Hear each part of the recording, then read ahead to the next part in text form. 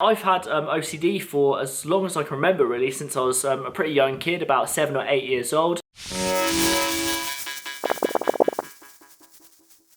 Hi, I'm Luke, and today I'm going to be answering some of your questions on my experiences with mental health, how I support others, and some things that help me cope.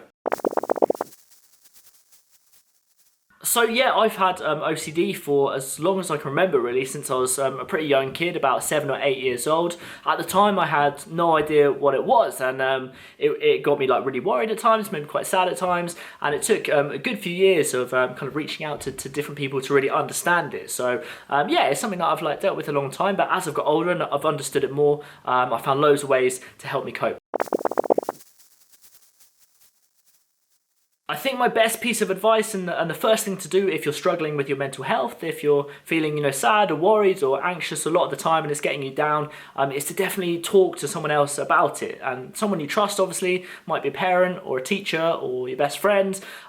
Just because a problem shared is a problem halved is so true. And when you're in your own head all the time and you're kind of thinking about all these problems and trying to deal with it on your own, you kind of get stuck in your own kind of ways of thinking that aren't often that helpful. And when you talk to someone else about it, you might find out that they've also had similar worries, and you can plan and rehearse a little bit of what you want to say to that person. You don't have to tell them everything, but you can start to have that conversation. That is definitely the first step to helping you feel better.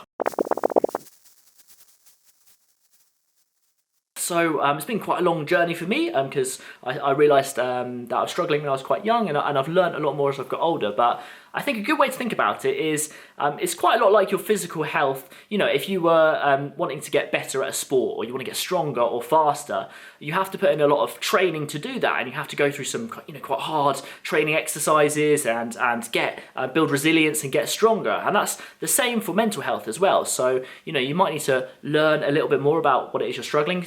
Speak to some people, some experts. Maybe it's a GP or a counsellor at Childline who can kind of help you understand what's going on, and then there'll be some exercises that you can do to kind of get your mind and your brain stronger so you can cope better. So it's quite similar to that, I think, and that's what I've learned, over the years.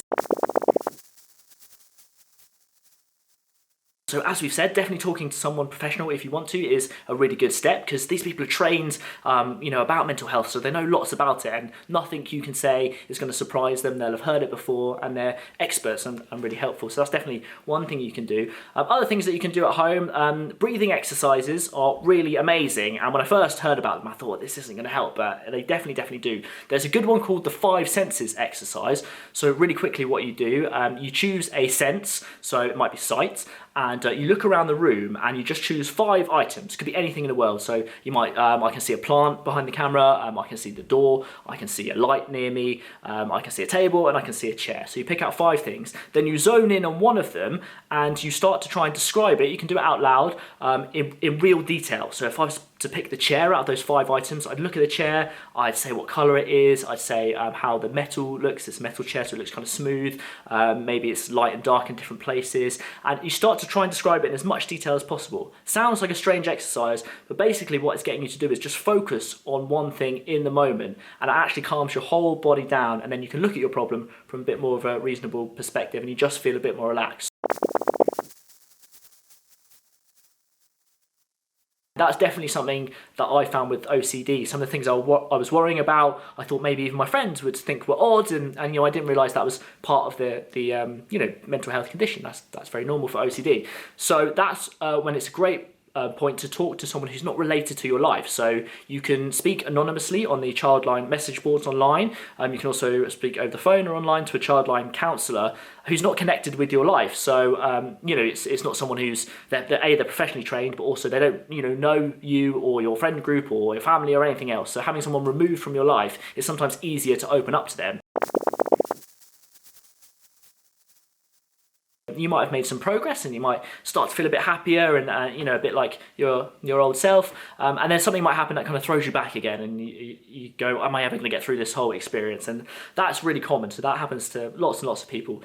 I think a good way to think about it is that the more you go on, the more you learn about your mental health, the stronger you get, and so you are learning techniques that you can then go back to to kind of prevent yourself from going back to the beginning. So you're always making progress, basically, which I think is a good way to do it. A nice way to record that is to write a journal. So then you can look back and remember when you were last having a bad day, you got through that, and you'll get through that again this time. If you are struggling with your mental health, or you're just not quite sure how you're feeling, make sure you check out the Childline website. They've got loads of advice and support pages on there that are really helpful. Make sure you talk to someone, reach out, and know that with time and practice and effort, you can absolutely get through these times. Keep going, and I hope these tips have been helpful.